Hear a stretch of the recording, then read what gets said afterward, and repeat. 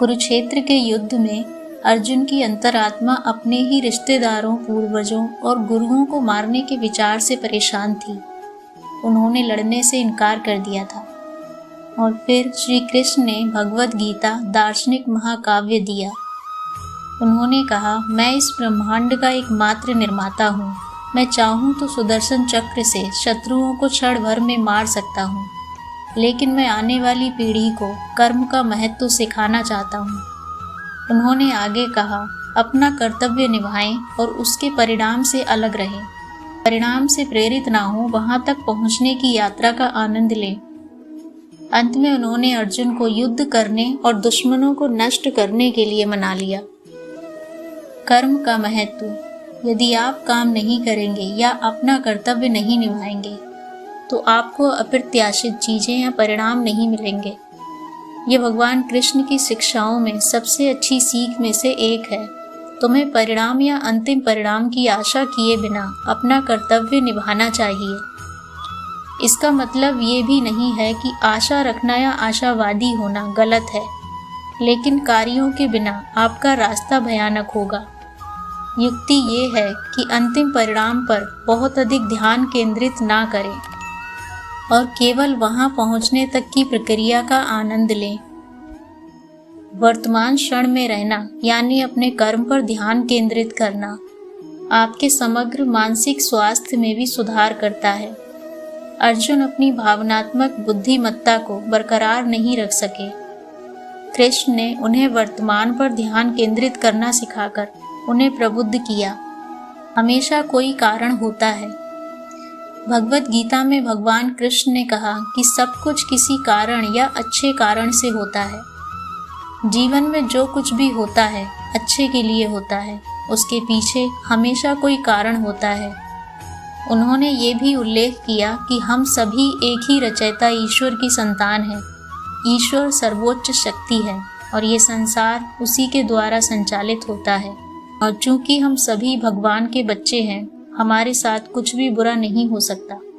इसीलिए जो कुछ घटित हो चुका है, जिन पर हमारा नियंत्रण नहीं है, उन पर रोना नहीं चाहिए। हमें चीज़ों को छोड़ना और स्वीकार करना होगा। सचेतना। श्री कृष्ण हमें वर्तमान क्षण में जीना सिखाते हैं। वो भविष्य के प्रति सचेत थे, लेकिन उन्होंने चिंता किए बिना वर्तमान क्षण में जीना चुना। हालांकि वो जानते थे कि आने वाले भविष्य में क्या होगा, फिर भी वह वर्तमान क्षण में रहे। माइंडफुलनेस का अर्थ वर्तमान में रहना और वर्तमान क्षण के बारे में जागरूक रहना है। वर्तमान में जीना और वर्तमान क्षण पर अधिक ध्यान देना आपके मानसिक स्वास्थ्य में सुधार कर सकता है। चुनौतीपूर्ण परिस्थितियों के कारण अक्सर बाधा उत्पन्न होना संभव है, लेकिन सचेत रहना और वर्तमान क्षण में रहना चीज़ों को बहुत आसान बना सकता है। हमें ये सीखने की ज़रूरत है कि वर्तमान पर ध्यान कैसे केंद्रित किया जाए, ना कि भविष्य या अतीत पर। अपने क्रोध पर नियंत्रण रखें। क्रोध आपकी निर्णय लेने की क्षमता को प्रभावित करता है।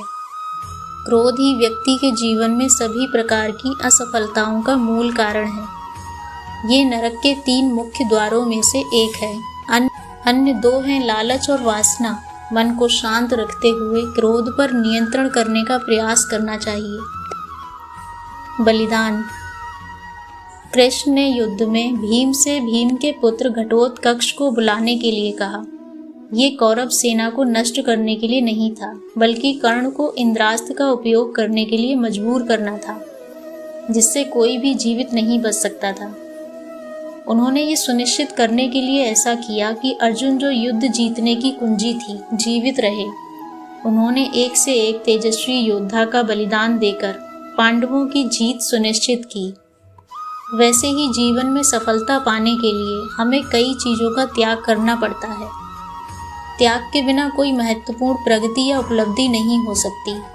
यदि आप अपने आराम क्षेत्र, अभिमान, अहंकार, समय, धन या सुरक्षा का त्याग करने को तैयार नहीं हैं, तो आप कभी भी सफलता के उच्चतम स्तर को प्राप्त नहीं कर पाएंगे। नम्रता या विनम्रता। कृष्ण भव्य द्वारका के राजा और समस्त सृष्टि के देवता थे, फिर भी वे विनम्र थे और हमेशा अपने बड़ों के प्रति अत्यधिक सम्मान दिखाते थे। चाहे उनके माता पिता हों या शिक्षक, वो उन्हें सुख देने के लिए सदैव उत्सुक रहते थे। इस वजह से वो जहाँ भी जाते थे, लोग उनकी मदद के लिए हमेशा तैयार रहते थे। कुरुक्षेत्र के युद्ध के दौरान कृष्ण ने एक सारथी की भूमिका निभाई। श्री कृष्ण सादगी के प्रतीक थे और सारथी के रूप में उनकी भूमिका इसका प्रमाण है। विनम्र या नम्र होना व्यक्तित्व का सबसे महत्वपूर्ण गुण है।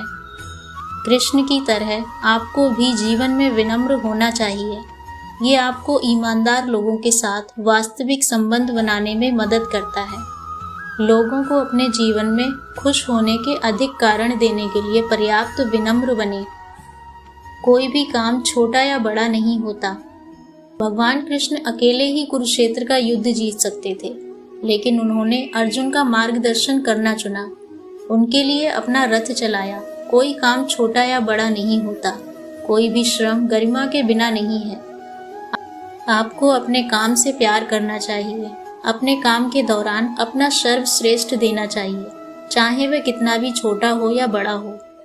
आपको अपनी नौकरी से प्यार करना चाहिए और अपनी नौकरी के दौरान अपना सर्वश्रेष्ठ देना चाहिए, चाहे वह कितनी भी बड़ी या छोटी हो। आपकी नौकरी आपके जीवन का एक बड़ा हिस्सा और वास्तव में संतुष्ट होने का एकमात्र तरीका सभी प्रकार की नौकरियों का सम्मान करना और उन्हें स्वीकार करना है।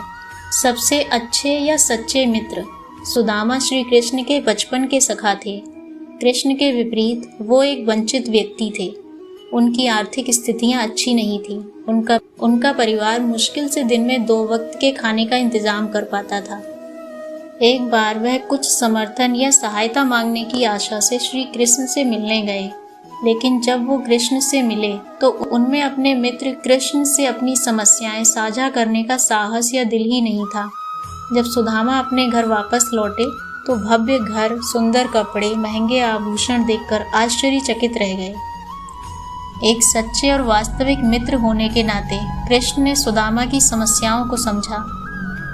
यहाँ तक कि सुदामा ने अपनी समस्याओं के बारे में एक शब्द भी नहीं कहा। यही दोस्ती का असली मतलब है।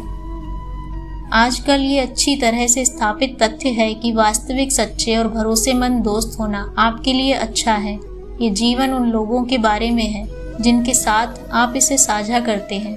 अपने आप को अच्छे दोस्तों से घेरें और बदले में हमेशा एक अच्छे दोस्त बने। भगवान के प्रति समर्पण। हर समय श्री कृष्ण अर्जुन से 2 काम एक साथ करने के लिए कहते रहे थे। अपने मन को भक्ति में लगाओ और अपने शरीर को एक योद्धा के रूप में अपने भौतिक कर्तव्य को पूरा करने में लगाओ।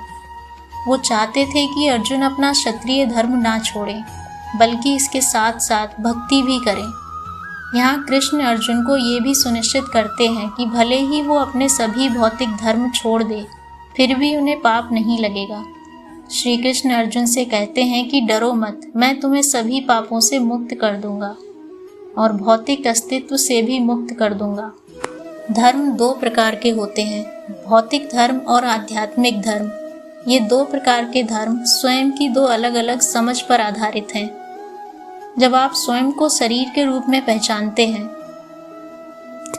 जब आप खुद को शरीर के रूप में पहचानते हैं, तो आपका धर्म आपकी शारीरिक जिम्मेदारियों, कर्तव्यों, कार्यों और व्यवहार के अनुसार निर्धारित होता है। हालांकि जब आप स्वयं को आत्मा के रूप में पहचानते हैं, तो आपका एकमात्र धर्म ईश्वर के प्रति प्रेम पूर्ण भक्ति बन जाता है। आत्मा का पिता, माता, मित्र, प्रियतम और विश्राम स्थान सभी ईश्वर ही हैं। इसीलिए भगवान कहते हैं कि भौतिकवादी शरीर से दूर हो जाओ और स्वयं को आत्मा के रूप में पहचानो। मनुष्य अपने विश्वासों से बनता है। जैसा उसका मानना है तो वो बन जाता है। जो कोई भी अच्छा काम करता है उसका कभी भी भयानक अंत नहीं होता। दूसरे की जिम्मेदारियां सीखने की अपेक्षा अपने स्वयं के कर्तव्यों का अपूर्णता से निष्पादित करना कहीं बेहतर है। तुम्हें जो करना है वो करो, लेकिन अहंकार से नहीं, वासना से नहीं, ईर्ष्या से नहीं, बल्कि प्रेम, करुणा, विनम्रता और भक्ति के साथ करो। कृष्ण कहते हैं, एकमात्र तरीका जिससे आप मुझे जीत सकते हैं वो है प्रेम, इंद्रियों से प्राप्त सुख पहले तो अमृत के समान लगता है, लेकिन अंत में विष के समान खट्टा हो जाता है। खुशी मन की एक